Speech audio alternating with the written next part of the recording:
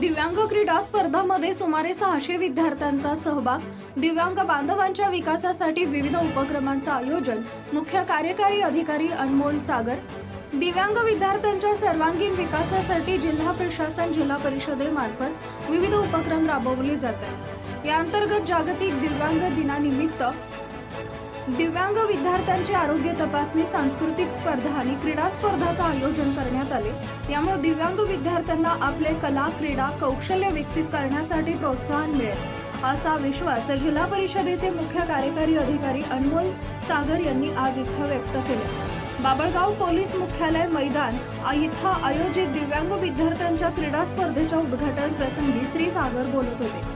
समाज कल्याण प्रादेशिक उपायुक्त अविनाश देवसटवार, पुनर्वसन जिल्हाधिकारी संदीप कुलकर्णी, महिला व बाल कल्याण उपमुख्य कार्यकारी अधिकारी जावेद शेख, जिल्हा समाज कल्याण अधिकारी संतोष कुमार नाईकवाडी, समाज कल्याण अधिकारी विलास केंद्रे, जिल्हा दिव्यांग पुनर्वसन केंद्राचे व्यंकट लांजाने यावेळी उपस्थित होते।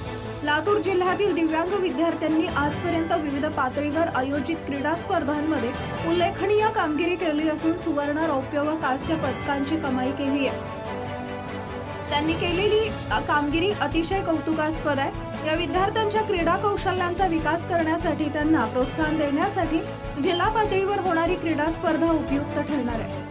शासन, प्रशासन आणि स्वयंसेवी संस्थांच्या माध्यमातून जिल्ह्यात दिव्यांग बांधवांसाठी अतिशय चांगले उपक्रम राबवले जातात। या माध्यमातून दिव्यांग बांधवांच्या सर्वसमावेशक विकासासाठी प्रयत्न करण्यात येत असल्याचं श्री सागर म्हणाले। लातूर जिल्ह्यातील 51 शाळांमधील जवळपास 600 दिव्यांग विद्यार्थ्यांनी क्रीडा स्पर्धेत सहभाग नोंदवलाय।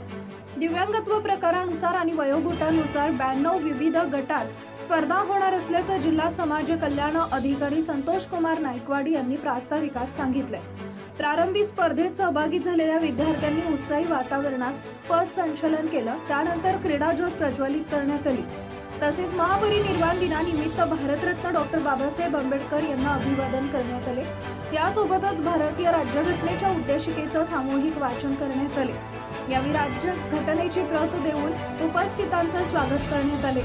कार्यक्रमाचं सूत्रसंचालन वैद्यकीय सामाजिक कार्यकर्ता राजू गायकवाड यांनी केले। Subscribe now and press the bell icon. Never miss an update.